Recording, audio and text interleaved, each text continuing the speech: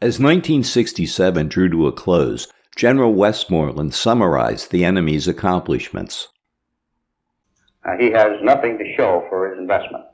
He has not won a single significant victory in the South during the last 1.5 years. I was in Special Forces training at Fort Bragg at the time, and we didn't think Westmoreland's upbeat assessment of the war was good news. We were adventurous and had enlisted in the Army, determined to earn the coveted Green Beret. And now, after meeting every rigorous challenge, we were close to our goal. We worried that the war in Vietnam might end before we got our turn. For 2 years, SOG's mission to search out and locate the North Vietnamese supply lines and base areas in Laos had been clearly defined. It was an orderly process of strategic importance. Mission by mission, discovery by discovery, pieces of the puzzle were put together.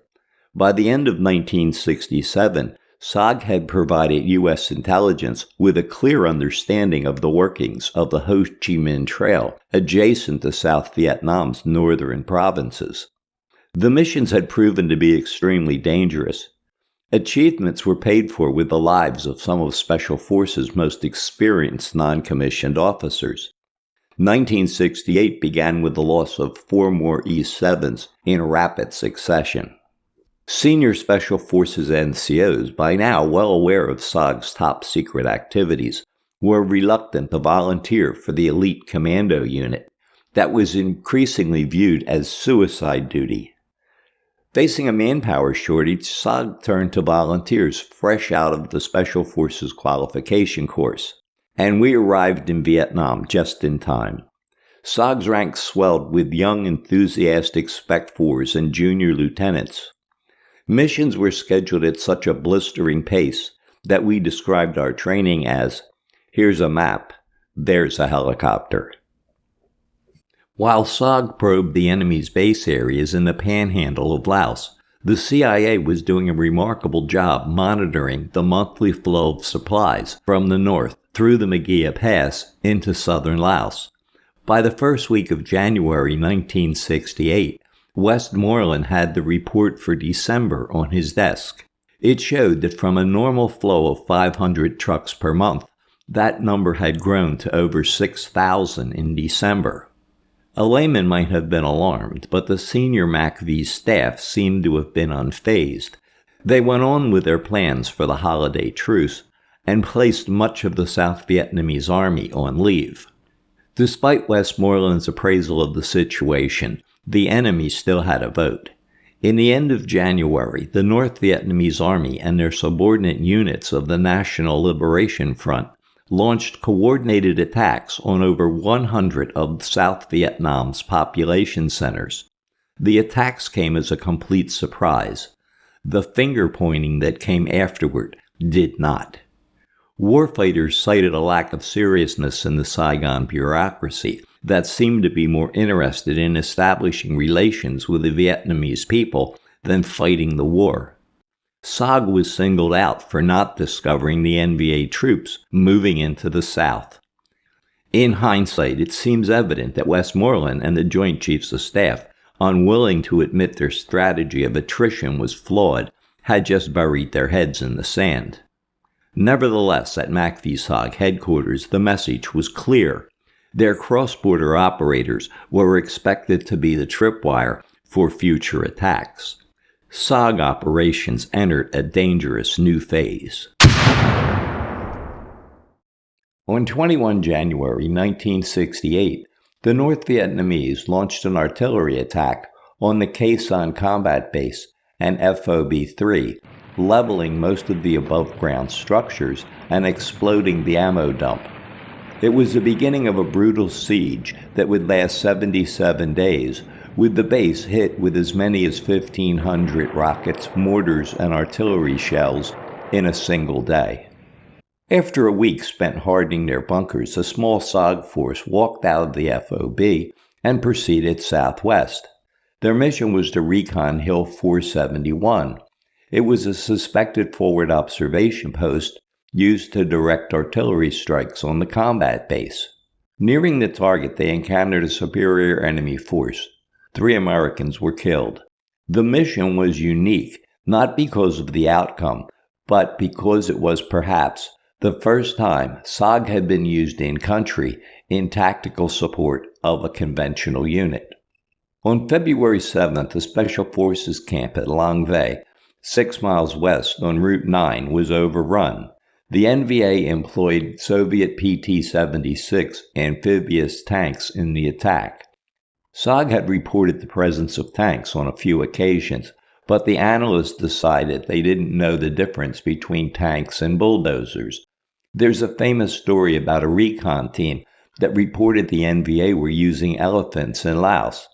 The S-2 didn't believe them, so after their next operation, the team leader dumped a bag full of elephant dung on the major's desk. In the case of Lang Vay, the photos didn't lie.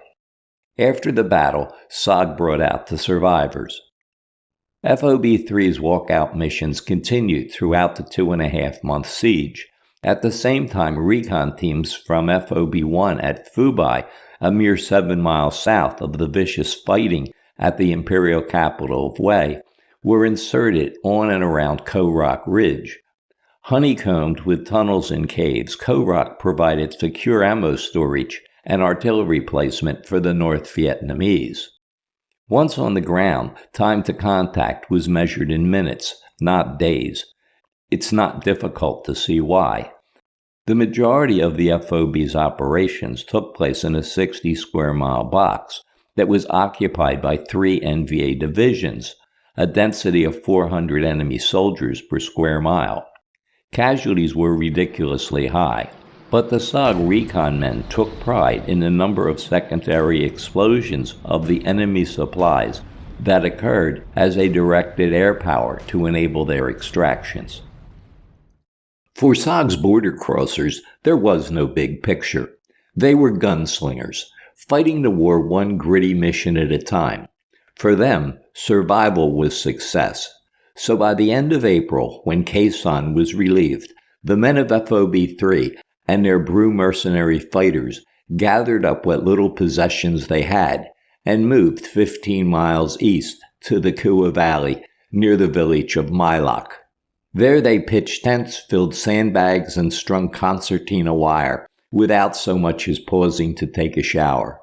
The new camp was designated a launch site for FOB-1. The Marines, for their part, abandoned the combat base and also moved their troops east. In Saigon and Washington, generals tried to sell success. They claimed General Giap, commander of the North Vietnamese Army, had tried to recreate his victory over the French at Dien Bien Phu and failed.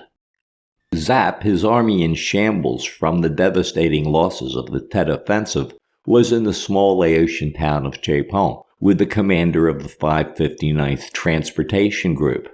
The Khe Sanh combat base had been a dagger pointed at the heart of their supply chain. They had been bracing for the attack down Route 9. The attack they could not stop.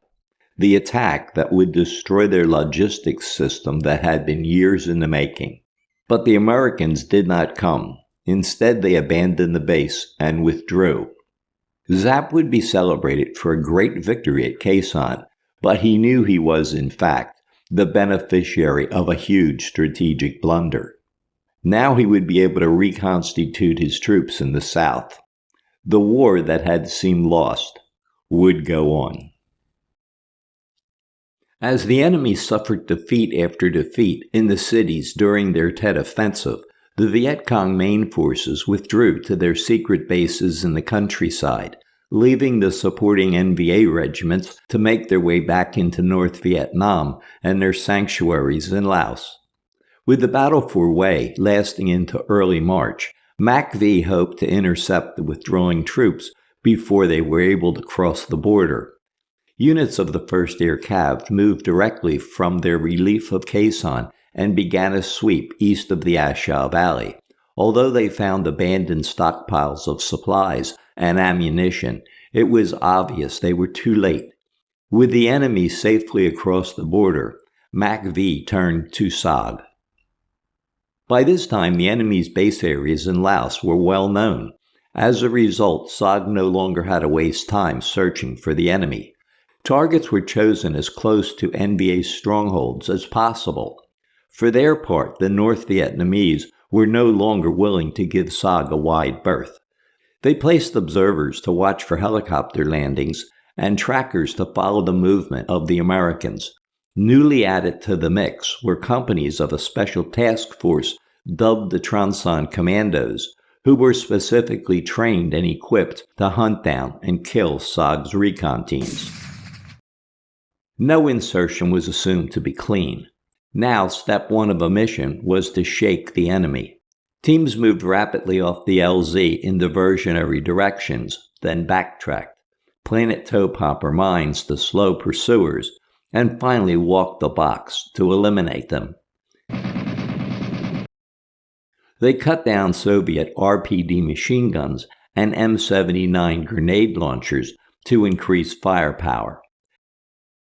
But despite these tactics, missions commonly came to a quick violent end, with casualties on both sides, leaving the recon teams on the run, buying time, trying to make radio contact. If lucky, their forward air controller Covey was in the area to bring in air support and extraction aircraft. If not, a bright light team would be inserted to try to determine their fate.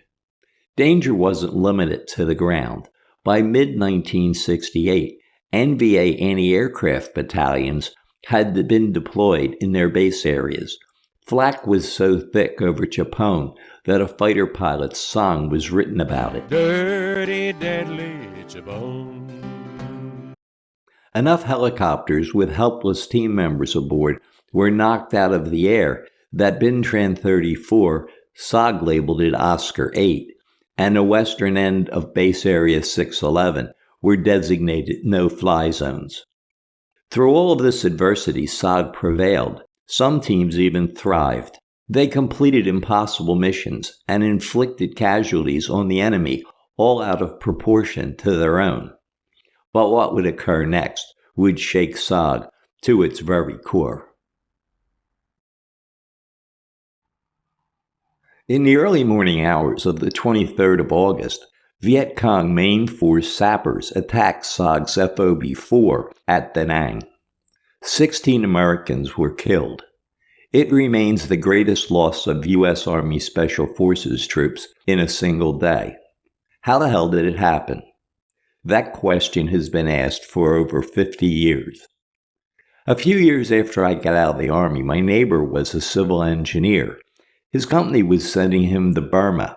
He was going into the jungle to survey land for an airport or something, and he was seriously concerned about running into dangerous animals and snakes. So of course he asked me about it. And for the first time, with all the time I had spent walking around the jungle, I realized I didn't have the slightest idea. You see, I think you focus on the greatest threat. When people are trying to shoot you, you hardly worry about being bitten by a snake. At least that's how it was for me. And I think that's what happened at FOB-4. The odds of getting killed on a mission in Laos was so much greater than getting killed at an oceanfront base in the middle of a huge military complex manned by SOG's commandos that nobody perceived the threat. Today we know the attackers didn't even know what SOG was. If they did, they might have called in sick that night. Of course, if we knew the base was going to be attacked, there's a good chance we would have manned the perimeter. See how in hindsight this all just goes round and round? It happened. It was a tragedy. Since there was obviously no preparation on the American side, I made a video from the Viet Cong's after-action reports explaining their planning and execution of the attack. I'll put a link in the description. SOG's border crossers needed a break, and they got one. Typhoon Bess came ashore at Phu Bai during the first week of September. It dumped almost 20 inches of rain on the northeast corner of South Vietnam over a 3-day period. Much of the area between the coast and the low foothills was inundated with water. Bridges and roads were washed out, and at military bases, bunkers collapsed. Military operations were suspended. Not one SOG operator was killed during the month of September. Our good fortune would only last 5 days into November. A team was hit on insertion southwest of the Ashow. The 1-0 and the pilots of a Jolly Green rescue helicopter were killed. 10 days later, SOG received a priority DMZ mission. Everything scheduled was put on the back burner. Our little camp at Mylock, that was still a mudhole from the Typhoon, became the center of operations. Teams from FOB-1 and FOB-4, along with a parade of field-grade officers, turned the place into Grand Central Station. I drew one of the first missions. The Johnson administration wanted to present proof to the UN General Assembly that the North Vietnamese were infiltrating across the DMZ. We were to capture a prisoner and photograph him in front of a prominent terrain feature, some major told me with a straight face. Teams ran target after target, finding nothing. On my last mission, I dressed Tu Ung up like an NVA, took his picture, and turned to film in at the debriefing. Nobody was amused. For the past year or so, captured North Vietnamese rifle rounds and 82mm mortar rounds were being flown to Okinawa, where they were doctored to explode when fired. Then they were given to us to insert into enemy storage areas. They kept changing the program's code name, Italian Green, Pole Bean. I think the latest was Eldest Son. Everybody had a third-hand story about enemy rifles exploding and mortar crews being blown up. I don't know how effective it was. I remember hearing stories of prisoners being taken up in helicopters, one being thrown out to get the other to talk. My experience with prisoners was that it was harder to get them to shut up than it was to get them to talk. Bullshit stories are a fact of war. Anyway, on the last day of the month, the King Bees showed up stacked with cases of NVA mortars, each containing a doctored round. They needed us to dump them across the border. My impression was more like they wanted to get rid of evidence than to insert it effectively, but I may be wrong. The call went out for volunteers. One of my squad leaders excitedly asked me if he could go. I said no, not really for any good reason. He acted like I told him he couldn't go to Disneyland. 7 volunteers finally went. 4 could have easily done the job. An hour or so later, the helicopter was shot down and exploded in Laos. In 1968, as SOG's mission shifted from strategic reconnaissance to tactical harassment, contact with large enemy forces became the norm. It seemed like ground operators were getting killed in every way imaginable. We even had a murder and a drowning. Nearly half of the guys assigned to recon teams were killed or went missing, and the rest were wounded. I got a start on my Purple Heart collection. Were we accomplishing anything? Well, when we got in trouble, the airstrikes we called in actually hit things. It was certainly more effective than the random bombing in Laos that the pilots sarcastically called trees in contact. I asked Alan Farrell, a pretty sharp intel guy, that very question, and I remember his exact reply to this day. He told me, "That's why our operations are classified for 20 years. By the time your kids are grown and you can tell them what you did, I'm sure they will have come up with something." Unfortunately, 1969 wouldn't be much of a picnic either. For the next 6 months, larger Hatchet Force missions would dominate SOG's operations. They started with a Medal of Honor and ended with the loss of a legend. I'll cover that in Part 3. You will find my book Dawsons War worthwhile. Rather than just accounts of MACV-SOG's various missions, Dawsons War is the story of 5 men, 3 Americans and 2 Brew Mountain Yard mercenaries. I'll take you with us for a year. You'll get your fair share of gunfights in Laos, because we did. But SOG was so much more than gunfights. SOG was a brotherhood, and unless you experience the camaraderie we shared, you can't really know SOG. Through Dawsons War, these 5 men will become your friends, and like we do, you'll miss them when it's over. In the end, you'll be able to answer SOG's most asked question: what kind of men ran these dangerous missions? Get a copy today at Amazon. Hey, do me a favor, like and subscribe. It helps. Thanks.